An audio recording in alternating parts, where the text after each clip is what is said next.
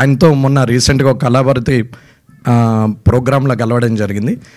Cinema యాక్టర్లతో కలవడం ఇది రెండవసారి. ఇది నేను లాంచింగ్ ప్రోగ్రామ్కి సాయిరామ్ శంకర్ అంటే నేను ఆ క్రౌడ్లో ఆయనను గుర్తుపట్టలేదు. మామూలుగా అందరితో ఉన్నాడు. నేను వెళ్ళిపోయాను. నేను పల్స్ పోలియో ప్రోగ్రామ్ ఉంది, కలెక్టర్ వెయిట్ చేస్తున్నారు, బాగుండదు, నేను మళ్ళీ హాఫ్ అన్ అవర్లో బ్యాక్ వస్తానని అందరికీ చెప్పి వెళ్ళిపోయాము. మళ్ళీ వచ్చిన తర్వాత మర్చిపోయాను, అసలు వీళ్ళని రమ్మన్నది కూడా ఐడియా లేదు. ఎందుకంటే ఇది నాకు సంబంధించిన ఫీల్డ్ కాదు, టచ్ కూడా లేదు. సో మళ్ళీ పరిచయం చేసుకున్నప్పుడు ముఖం చూశాను. అరే మీరు అని అంటే ఇట్లా అంటే అప్పుడు 143 బంపర్ ఆఫర్ నేను మీ సినిమాలు చూశానని చెప్పాను.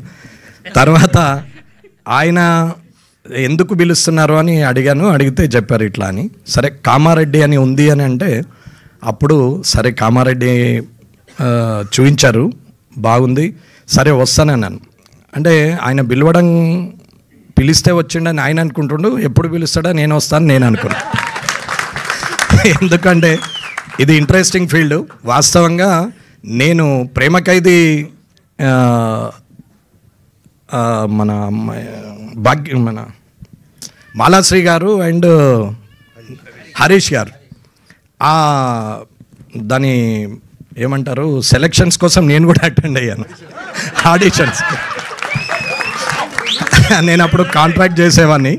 ఆడిషన్స్కి వచ్చాము, తర్వాత ఫైనల్ ఆడిషన్స్కి మిస్ అయిపోయాం, రాలేదు. అది బిజినెస్ మీద ఇంట్రెస్ట్ అన్నట్టు వెళ్ళిపోయాము.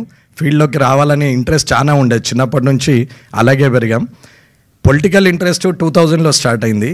సో తర్వాత రాజశేఖర్ రెడ్డి గారి ద్వారా ప్రయాణం చేస్తూ అలా అలా పబ్లిక్లో అంటే మనం ఉన్నప్పుడు ఎవరైనా మనకు పవర్ ఉన్నప్పుడు కానీ డబ్బు ఉన్నప్పుడు కానీ మనము పబ్లిక్లో సెలబ్రిటీగా ఉన్నప్పుడు కానీ మనము అందరూ ఐడెంటిఫై చేసేటప్పుడు ప్రతి ఒక్కరూ మనకు రెస్పెక్ట్ ఇస్తారు. కానీ మనం చనిపోయిన తర్వాత కూడా జ్ఞాపకం ఉంచుకుంటారు చూడండి, ఆ లైఫ్ ఉండాలి.